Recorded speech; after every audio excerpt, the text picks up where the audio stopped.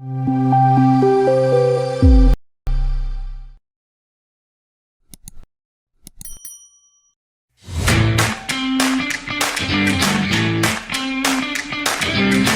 everyone, welcome to D-Education. This is a platform where I bring different designers from different aspects to talk about their design education and how their design education has shaped them into better designers.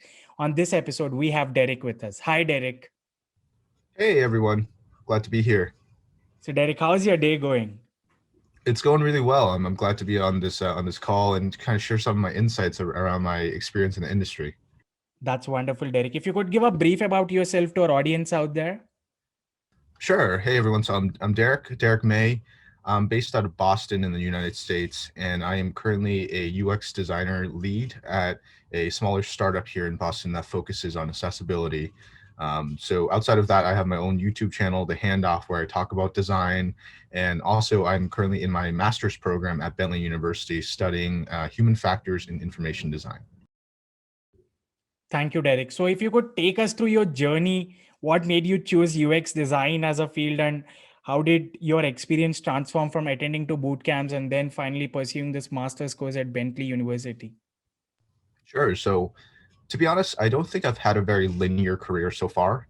It's been very wavy in many ways, where I started in college, didn't really know what I wanted to study, but ultimately studied a few different things. So I studied computer science, mathematics, and just got a general business management degree, business administration degree. Out of college, I had worked as a software engineer for around a year or two before switching into the world of design. And during my first job, working as an engineer, and I think a lot of engineers that I talk to nowadays have started to feel that they don't want to code for the rest of their lives. So I ended up attending a boot camp on my company's dime. They paid for me to attend General Assembly for a 6-week program, and that gave me the basics of what design really was. After that, I was able to land my job at my current company, 3Play Media, where I am currently leading design, and I'm working very closely with developers, learning how to conduct research and alongside product. And it's been a really great experience so far, kind of applying the skills that I've learned in the past. Even though computer science isn't directly relevant to my field, it's still very useful when I have to work with developers. And outside of that, I decided to pursue a master's in UX. It's not technically called a UX master's, it's called Master's in Human Factors in Information Design, which sounds like a very complicated term. But Bentley's program is really good because it allows you to apply some of these skills that you're learning from the design side into whatever you're learning and applying at your real world job. So really being able to design applications and websites and other products that align with the way that we use products as a whole. So it's a very great program, and I think there's still a lot that I'm hoping to learn over the next few years, but it's a really great start. That's really wonderful, Derek. So, what exactly is a major difference that you have felt like in the UX thing or this human factors, masters in human factors? Yeah, I think the main difference is that user experience is definitely less broad than human factors, but the full name of the program, Human Factors in Information Design, is specialized towards information design. So a lot of people might call this some sort of other type of design where you're focusing on maybe the customer experience or experience design as a whole. But human factors is about understanding every single part of the kind of human physiology, understanding the mental, understanding the physical, understanding how as humans we interact with the environments and the stimulus around us.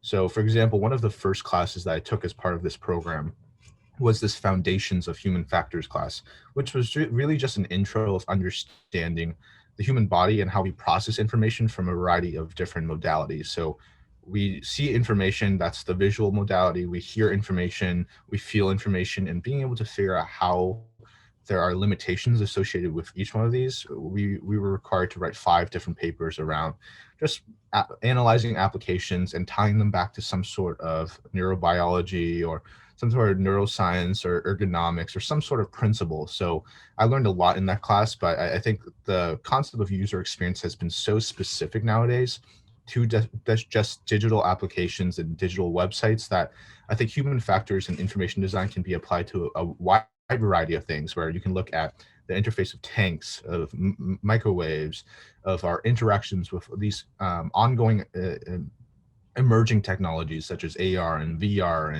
and I think there's a lot of stuff in the space, but that's from a high level, the difference between the UX side and the human factor side.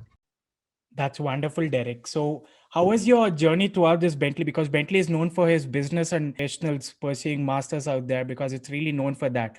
So, how was your experience with human factors? Yeah, so Bentley is a great program for fusing the business mentality with whatever you're learning in the classroom. So primarily business. I don't know if there are any music majors out there, but for the business students in the program, it's actually been interesting kind of attending classes with some of the other people from different programs, because you'll have people from finance and accounting and management in your classes, and they provide a different perspective for you. You're actually required as part of this master's program to take some electives. And those electives are related to maybe learning a bit about technology, where you might have to learn a bit of Python. You might also have to work with kind of management and learn about strategy.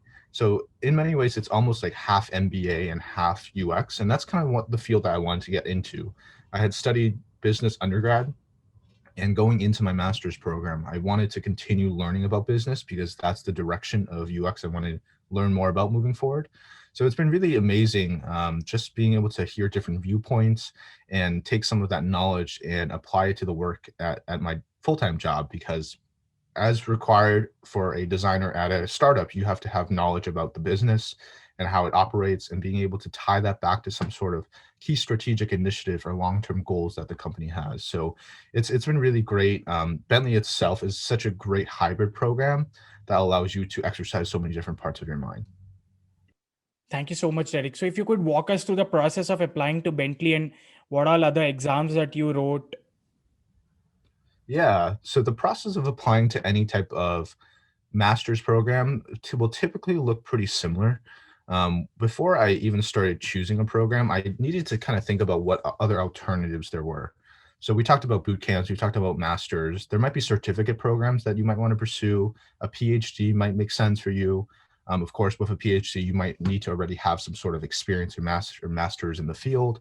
But you can also learn by yourself. So there's a lot of different factors that you can consider, but a master's program was right for me because I wanted those connections from the classroom. I wanted to go back to education. I wanted that master's degree on my resume.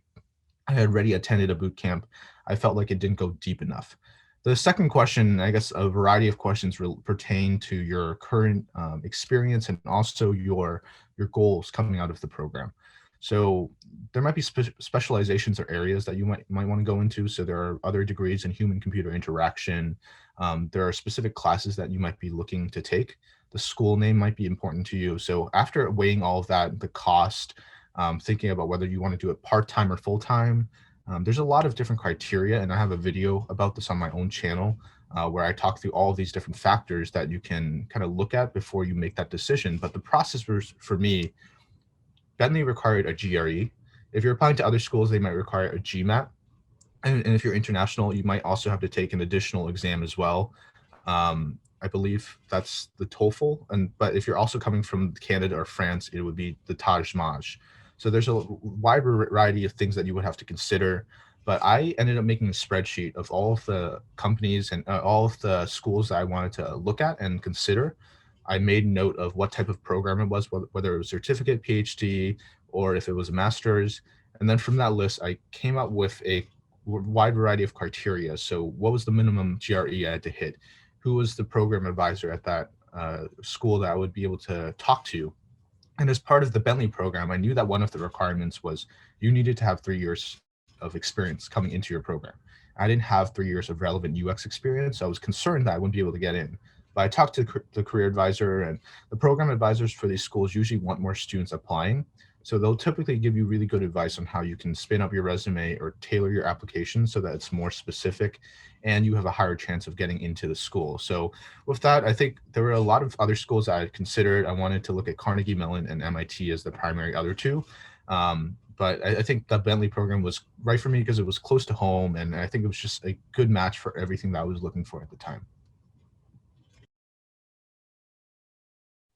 Thank you so much, Derek. So let's talk about your campus experience and how is your life throughout the campus till now. As you are, I believe you are doing a distance program. It's a hybrid program. So depending on where you live, you can either choose to attend class in person or you can choose to attend class remotely. And for me, Bentley is around 20, 30 minutes away from my house. So in the past, when before the COVID age, I was able to go attend class in person, and I actually attended 4 or 5 of my classes in person before actually having to switch remotely. And because the program already had this hybrid model, they were very comfortable quickly adjusting to having more remote students attend class in person or over online or over Zoom. So it was actually a very smooth process transitioning over to this model now. But the campus experience was great because I got a chance to meet a lot of part-time students and full-time students as well. But I think depending on which cohort you're in, whether you're in the full-time program or if you're in the part-time program, you're typically going to establish relationships with people from that particular program.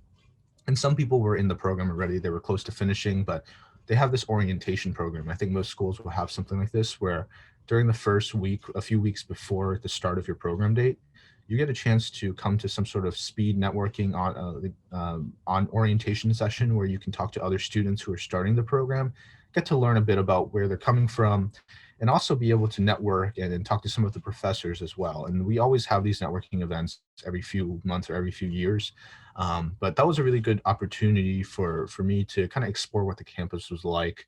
And there's been a great opportunity to just meet my professors for office hours. The campus itself is very big, but the UX program itself is very centralized in one specific building. So a lot of the people, you'll meet a lot of familiar faces. And I think the campus experience of graduate school is definitely going to be different than the full-time experience of undergrad, because people tend to be a little older.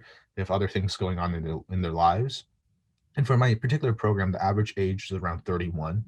So that's a little older than what I am right now. But ultimately, I think that experience of people having like families and having kids, like everyone's going to be a little more concentrated on kind of their own personal lives as opposed to the school all the time, you know?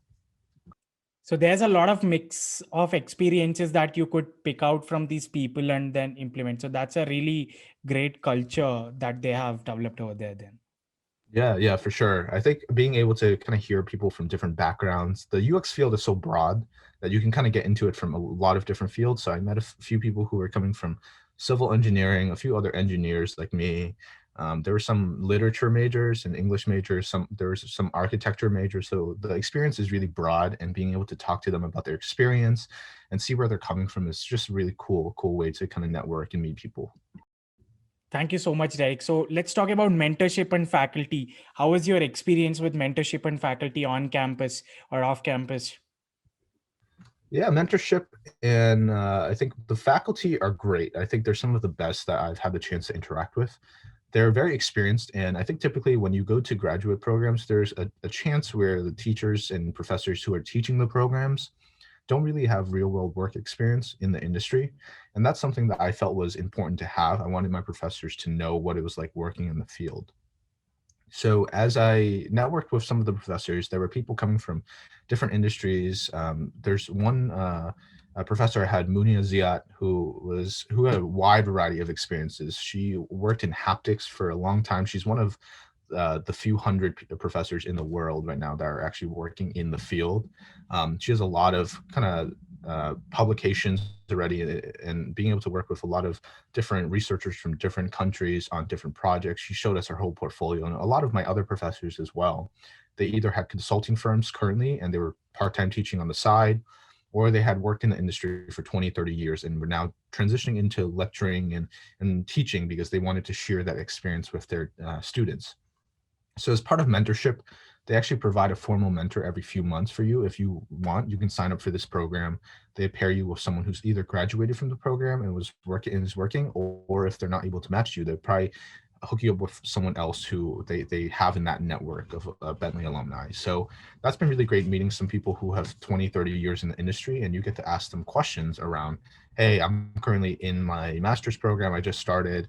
I really don't know what direction I want to take. And they'll be able to provide guidance on your career trajectory, but also give you any type of feedback. And you develop this sort of connection with them. That's not only professional, but social as well. So during these events, it's really great coming out into the industry. They give you all of this ability to get into the industry through referrals. They'll know people who are hiring and they'll be able to refer you once you develop that connection. So outside of just mentorship, I think there's this whole sphere of influence that they can provide. And the Bentley community is so tight knit here in the Boston area that you'll go to any UX event and people will immediately recognize, oh, you're part of the Bentley program. That's one of the best UX programs in the state, if not the whole US. So it's been really great kind of just talking to people and hearing all of the different facets of mentors and people's experiences. That's wonderful, Derek. So you mentioned about Alumni Network. So how was the Alumni Network, and any few touch points that college had conducted so that you can meet them and interact with them? Yeah, so there was one event that I remember around a year ago that I attended where it was I believe the 20th year, maybe the 25th year. I have a shirt that says X number of years of experience on the back. I got to dig that up and figure out how many years. But it was a networking event and it was a milestone for the program. It started, I believe, in the late 90s or early 2000s. And I believe as part of it, they invited all of the alumni from the Boston area, anyone who could attend on campus. And they had this little networking event with a lot of great food. A lot of the professors were there. A lot of the previous professors were there. And there were some really kind of well-known hiring managers who graduated from the program 15, 20 years ago. And the Alumni Network is really open. So we actually have a Slack group as part of our program that's kind of more of a closed community for current students, but there's more of a broader Google group where a lot of the previous students and previous alumni can gather and share these open job opportunities, and also be able to send over any type of advice and answer any questions that students currently have in the program. So the Alumni Network is there if you need it. I haven't had the opportunity to reach out to too many people aside from just a few. So I think a lot of other students that I've talked to in the program really have leaned on the alumni program as the way for them to get a job. I think this applies to any graduate program. I think graduate programs tend to be a little more tight knit, and you'll typically gain access to job openings first before anyone else does, because there are referrals or people within the industry that can give you that in. So I think to answer your question, the Alumni Network is really, really tight knit and strong. I definitely recommend any student who's interested in a graduate program lean heavily on that, because it's going to be a great resource for you for the rest of your career. That's great, Derek. So let's talk about the differences, which like a lot of people ask is like, what's a major difference that you have seen in a boot camp or in a design school on that? Yeah, my take is it really depends on a lot of factors outside of your school. Everything else equal, if a hiring manager saw someone with a design degree versus someone who's coming out of a boot camp, I'm pretty sure they would choose the person with the design degree 9 times out of 10, at least, if everything else was the same. But that's usually not the case. Usually students will have a wide variety of experiences leading up to their boot camp or their design school. If they're coming from a different industry, you want to be able to lean heavily on that experience and share what you've learned and how that ties back into design. So I'm actually a mentor for a lot of bootcamp students nowadays, kind of teaching them a lot of this stuff outside of just what they're learning in the program, because I think in order to really stand out as any type of applicant, whether you're going to design school or if you're going through a boot camp, is being able to have strong networking and strong knowledge of what you're doing. I think a lot of people that come out of master's programs sometimes don't even have strong portfolios. They might know their stuff, but sometimes it can be and doesn't tie back into what a business is looking for. So as a business, you essentially want a designer that can help you push your business forward. And it's not always about the user. And even though that's what we're taught in business school and in design school, that you really need to conduct your user research and do what's best for the user, you need to understand that there are going to be trade-offs and these things that you have to do as a designer in order to move a business forward, is really understand the intersection of business, product, and technology. And I think a lot of designers lean very heavily coming out of their school on the design side and don't really consider the product, don't really consider the long-term strategy of what the company is doing. So in addition to that, I think networking is another big piece. And if you're a master's student and you're not doing any of that networking with other students in your program, if you're coming out and just hoping that a job is going to land in your lap, That's unlikely, because that's going to be the same for any type of program or any type of student. Even if you're coming out of a boot camp, you really need to be able to even put in additional work effort outside of your program to network with people. I always tell my students, connect with people on LinkedIn, because it's going to be important for you to establish and develop those connections at companies you want to work for coming out of your program. So there's no clean answer here. And I think a lot of people, it depends on your own situation, whether you have the money or time to invest in a master's program versus a boot camp. And even for a boot camp and a master's, there's no guarantee, because I think there's a lot of people coming out of these programs now, and there's a little more competition. So it definitely helps your chances at landing your first design job. But there's definitely, I think there's additional work that you would have to do outside of that. Thank you so much, Derek. So let's talk about the fee and economics involved in this education system thing. So how was your fee like in this Bentley University? Yeah, Bentley University is one of the more expensive graduate schools out there. Um, I kind of freak out every time I look at my bill, to be honest. And I think this applies to a lot of higher education across the US, where the programs are very expensive. And for a lot of people, you have to lean pretty heavily on financial aid and other programs, maybe scholarships or other types of assistance. And for full-time students or people who are transitioning from a field, I think those options are definitely more viable. But as someone who's working full-time, a lot of those programs disqualify me from actually applying to scholarships and applying for grants and loans and stuff like that. So a lot of what I've had to pay is actually out of pocket, and every program is a little different. There's a really good website called Top UX School that I'm going to try to pull up right now and kind of share some of the numbers across the board. But programs, sometimes depending on the length of the program, from 1 to 2 years. I'm looking at the total tuition for some of these. Some of them are free. So MIT Media Lab is actually free, because you're essentially doing some sort of rotational program where you get a chance to work in the field with other professors and students on actual projects. Some other 2-year programs, I'm looking at New York University right now, that they're always number one in many ways. But their total tuition for the year is $120,000 US dollars, which is actually really crazy. And that comes out to around $60,000 a year. And if you're also rooming and boarding and all these other fees with parking and student fees, they definitely can go up. For the Bentley program, it's a little less than that. So not the full 120, but they require 10 classes, and each class runs a few $1,000s. So you really need to be able to kind of figure out whether or not you can apply for scholarships and aid, and whether or not that cost is something that you can consider. But otherwise, I think the value of these programs can generate a lot of better returns over the course of your career, because even though you're kind of paying all of this money up front, you can also view it as some sort of investment in the future. So I think the fee and the cost is something that's definitely something to really consider as part of your decision to pursue one of these master's programs. That's wonderful, Derek. So let's conclude this show by this typical question that I ask everyone. So how does design education has shaped you? So how was a Derek before, while he went on to pursue design as a career and as an education, and how is it going right now? Yeah, with design education, I think the number one change that I see in myself is that I feel more confident in the things that I talk about. Before the program, I was kind of winging it.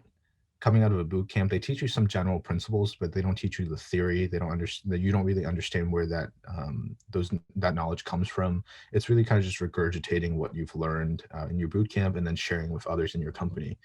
Especially as a design lead, you need to be able to understand the holistic picture of UX, and being able to understand where a lot of these principles come from, remembering things that your professors have told you in class, and being able to dig into the research. That's another piece of it. Is there's times where you have to go online and understand all of this terminology that I otherwise wouldn't be familiar with if I only went through a boot camp.